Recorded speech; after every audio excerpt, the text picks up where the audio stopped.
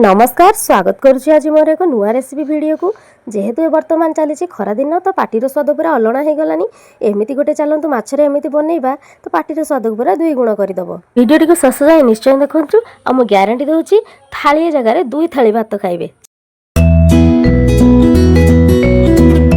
जेहेतु घर को आमर रोही माछ आसला तो से देखो मुझे बड़ बड़ पीस करके काटी नहीं काटी सारा पर ताको भल भाव धोई नेउची। चलतु माछटी तो धुआ सरीगला एबे आमे माछ पाई मसला रेडी करिबा। तो मसला रे मुझे नहीं किछि सोरिष आउ किछि जीरा आउ किछि रसुण कोला आउ आमर कटा प्याज आउ किछि नहीं थी कंचा लंका आपण चाहिए कंचा लंका जगह सुखिला लंका नहीं पारे। चलतु बर्तमान ताको ग्राइंडिंग करनबा एठी देखंतु मु ताको ग्राइंडिंग करने आसली ताको बर्तमान आमे साइड रे रखिदबा। चलतु एबे जिबा माछ पाखकू। तो माछरे एठी मु देदेली किछि लूण आउ हलदी लूण हलदी दे सारा परे ताको भल भाव में गोले दे चुली रे बसई देछि। एपटे कढ़ई तेल ताती गला परे माछ गुड़िक सब देदेली। माछ गुड़िक देखंतु हमर भल भाव में फूल भली ताको सजई देके पूरा भाजी देली। माछ आमर ये भाजी हो गलानी एबे चलतु ताको तेल छाणिकी उठे नबा। तो तापर जो बाकी रही मुंड आउ सब लांचटा ताको भी आम टे भाजीदबा।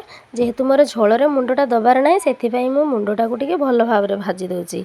माछ सब भाजी भुजा सरला परे चलतु आम एबे तरकारी पाई बनइबा आमर मसला।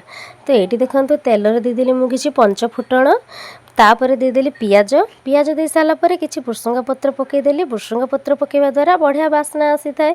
आउ किछि टमाटो दे सोरिष बाटण दे एथिरे देदेली लूण हलदी आउ लंका गुंड तापर टिके पानी दे दी ताको टिके फुटिबाको छाड़ी देली। पानीटा एठी फुटी गला परे तापर काटी रखिथिबा दुई खंड मु आंब पकईदेली। कंचा आंब जेहेतु एबे चलीची तो आंबुल कहीं पकईबा कंचा आंब देले बढ़िया बास्ना हम तरकारीटा भी टिके स्वादिया लगिबो। तो चलतु तरकारी आमर झोल फुटीगलानी माछ गुड़िक आम पकईदबा। तरकारीटा आम बेसी फुटेबानी नहले झोल आमर मरीजिब। आ जेहेतु भात रे खाइबार अच्छे तो सेथिपाई टिके पतला पतला झोल करी खाइले बहुत बढ़िया लगिबो। आपण मु ग्यारंटी दे कहूची एमिति थरे बनांतु थाली भात निहाती खाइबे। वीडियोटी को शेष जाए देखिथिबारु धन्यवाद।